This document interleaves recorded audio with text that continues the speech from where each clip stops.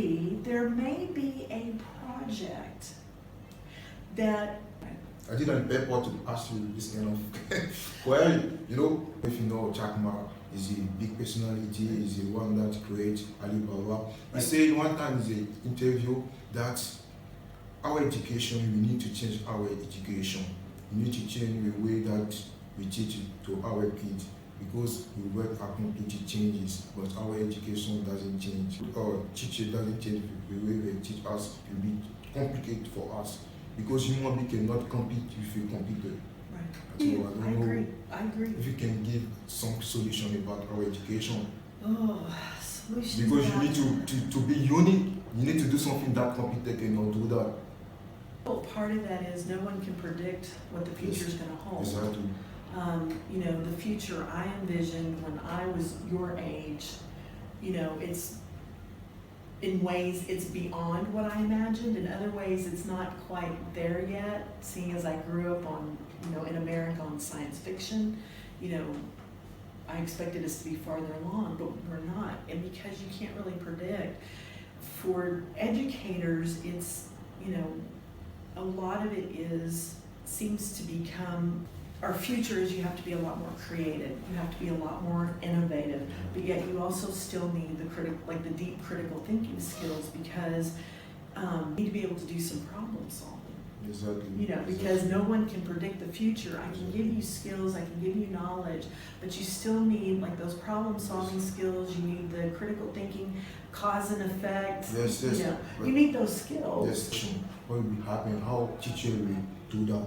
You don't understand? Because education, like, just lesson master, they say that education is the most powerful weapon that we can use to change the world. If education is not good, it will be difficult for us.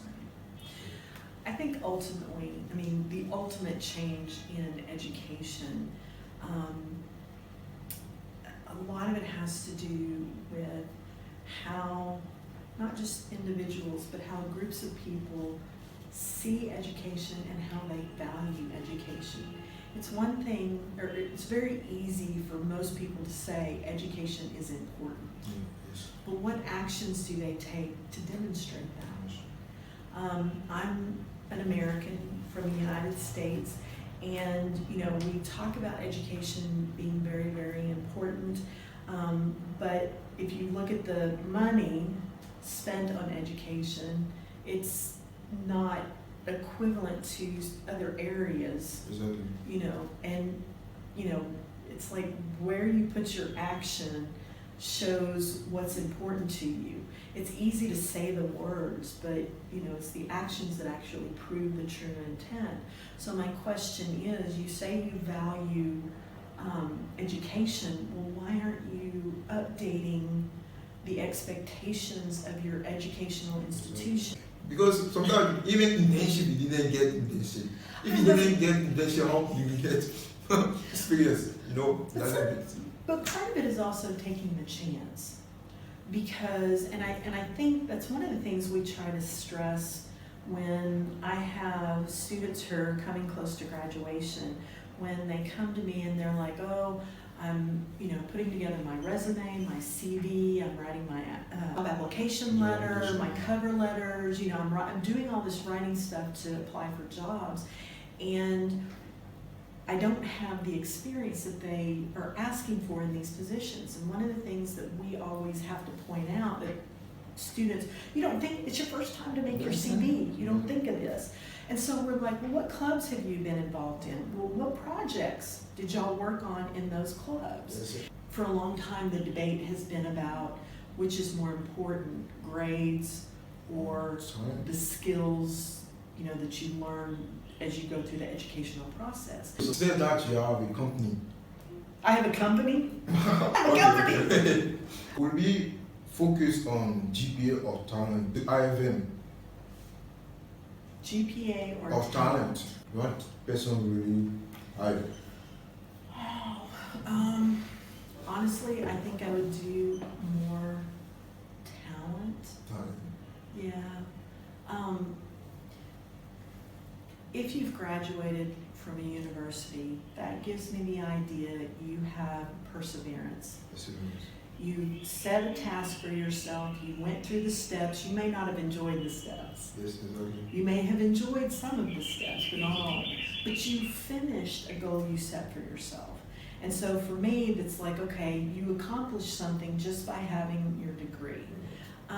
GPA, yes, no, You are looking for a job.